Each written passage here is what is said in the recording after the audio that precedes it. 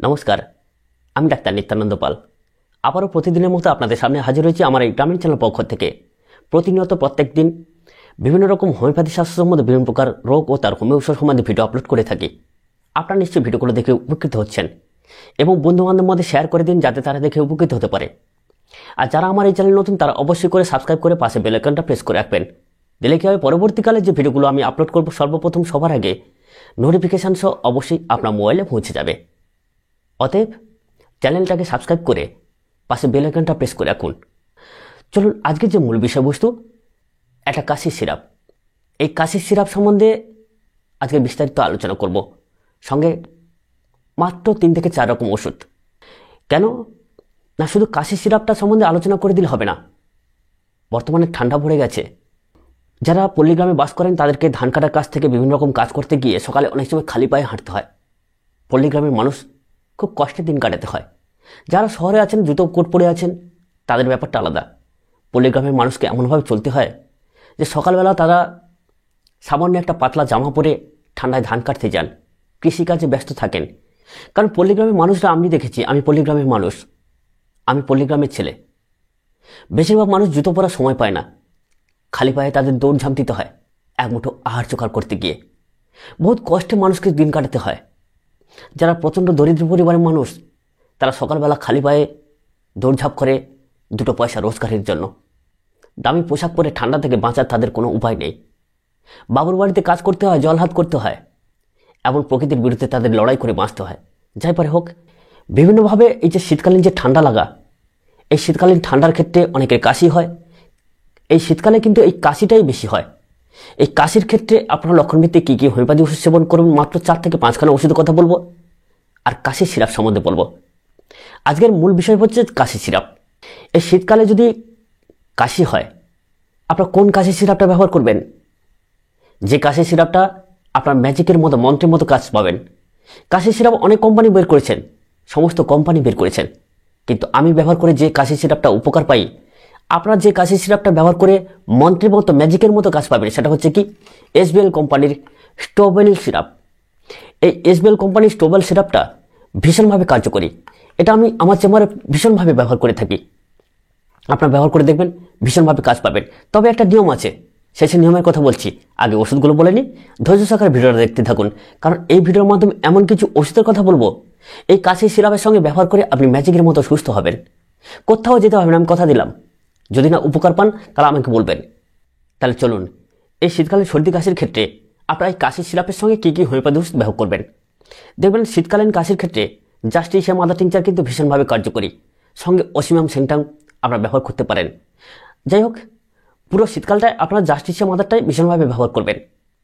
আপনার জাস্টিসিয়াম আদার টিংচারটা 10 থেকে 12 ফোঁটা করে সিকি কাপ গরম জলে সকাল বিকাল আহারে আগে সেবন করুন, ভীষণভাবে উপকার পাবেন। দুপুররাত্রে আহারে আগে, শীত পড়লেই যাদের কাশি বৃদ্ধি হয়, গলায় কফ বসে আছে, গলা বুক সাঁই সাঁই করে, কফটা উঠে গেলেই তবে শান্তির নিঃশ্বাস পান। যখনই কাশি হয় উবরাউরি কাশি, দম নেওয়ার সময় পান না, সঙ্গে অল্প বিস্তর শ্বাসকষ্ট, এইরকম প্রকৃতির কাশির ক্ষেত্রে আপনারা ব্যবহার করবেন ইপিকাক। ইপিকাকের বিশেষ লক্ষণ তাহলে কি বললাম, যে কফটা উঠে গেলেই শান্তি, অল্প বিস্তর শ্বাসকষ্ট ভাব, গলা বুক সাঁই সাঁই, এটাই হচ্ছে ইপিকাকের ম্যাজিক এবং বিশেষ লক্ষণ, বিশেষ বৈশিষ্ট্য। আপনারা সেখানে ইপিকাক ব্যবহার করবেন। শীতকালে কিন্তু বেশিরভাগ এইরকমই লক্ষণ দেখা দেয়।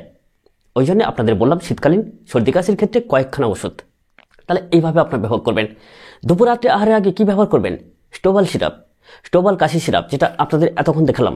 এই স্টোবাল কাশি সিরাপটা 10 থেকে 15 ml, যারা প্রাপ্তবয়স্ক 10 থেকে 15 ml সিকি কাপ গরম জলের সঙ্গে মিশিয়ে ফেলবেন, দিয়ে একটু চামচ দিয়ে বা একটু চায়ের কাপে হালকা করে নাড়িয়ে নেবেন, দিলে মিশিয়ে গেল। মিশিয়ে যাওয়ার পরে আপনার কী করবেন, চায়ের মতো চুমুক দিয়ে দিয়ে খাবেন, আরাম করে করে খাবেন, ঢকঢক করে ঘটঘট করে খাবেন না। একটুখানি চুমুক দিলেন, একটুখানি চুমুক দিলেন, এরকম করলে কী হয়, আপনি যখন গলাটা এরকম ঝাঁকার মারছেন, এরকম গলা ঝাঁকার দিলে কী হয়, আমাদের গলার যে ভিতরে মিউকাস পর্দাটা আছে, যখন আপনি গলা ঝাঁকার দিচ্ছেন তখন আমাদের জিভের গলাটা যে উঁচু হয়েছিল সেটা নেমে যাচ্ছে, আলজিভটা উপর দিকে উঠে যাচ্ছে। অতএব আলজিভ সহ পুরো গলাটা কিন্তু সেই কাশির সিরাপটা পেয়ে গেল। সঙ্গে সঙ্গে জল খাবেন না। আপনি কাশির সিরাপটা খাওয়ার পরে যেরকম চা খাওয়ার সঙ্গে সঙ্গে জল খান না, সেরকম কাশির সিরাপ খাওয়ার পরে জল খাবেন না। আপাতত আধা ঘন্টা আপনি জল সেবন করবেন না, দেখবেন মন্ত্রের মতো কাজ পাবেন। যাদের অতিরিক্ত কাশি লুটে পড়ছেন, কোনোভাবেই কাশি সারছে না, আপনার এসবিএল কোম্পানির এই স্টোবাল সিরাপটা ব্যবহার করে দেখবেন, ম্যাজিকের মতো কাজ পাবেন। তবে গরম জলে সেবন করতে হবে, যেরকম বললাম। এবারে আসি এই শীতকালীন সর্দি কাশির ক্ষেত্রে যাদের অতিরিক্ত নাকে সর্দি মোটা হয়ে গেছে, যাদের কফ তারের মতো হয়ে গেছে, সুতোর মতো টানলে সরে না, আপনি কফটা অনেক কষ্টে তুলে ফেলে দিলেন, জেলির মতো এক জায়গায় থক করে পড়ে গেল, চিকচিক করছে, জেলি টাইপের। সেই জেলি টাইপের যে কফটা, সেটা একটা খাঁচা দিয়ে কিংবা একটা কোনো কাঠি দিয়ে নাড়বেন, দেখবেন তারের মতো হয়ে যাচ্ছে। কখনো কখনো কাশতে গিয়ে আপনি কফটা ফেলার চেষ্টা করছেন, কফটা ঝুলে ঝুলে পড়ছে, তারের মতো লম্বা হয়ে যাচ্ছে। সেখানে কি ব্যবহার করবেন? ক্যালিবাইকম। শীতকালীন কাশির ক্ষেত্রে ক্যালিবাইকম ভীষণভাবে কাজ করে। কেন বলুন তো? যখন শীত বাইরে, তখন আমাদের ভিতরটা গরম থাকে, এটা কিন্তু আমি আগের ভিডিওতে বলেছি। আর ভিতরে গরম হয়ে যাওয়ার ফলে আমাদের শরীরটা হিট হয়ে থাকে, যার জন্য পেটে গ্যাস তৈরি হয়। পেটে গ্যাস হয় বলেই আমাদের কফটা আঠালো পদার্থ হয়ে যায়, তারের মতো হয়ে যায়, যার জন্য সেখানে ক্যালিবাইকমের প্রয়োজন হয়। তাহলে আপনারা কী করবেন? জাস্টিসিয়াম আদা টিংচার সকাল বিকাল আহারের আগে 10 থেকে 12 ফোঁটা করে ব্যবহার করবেন।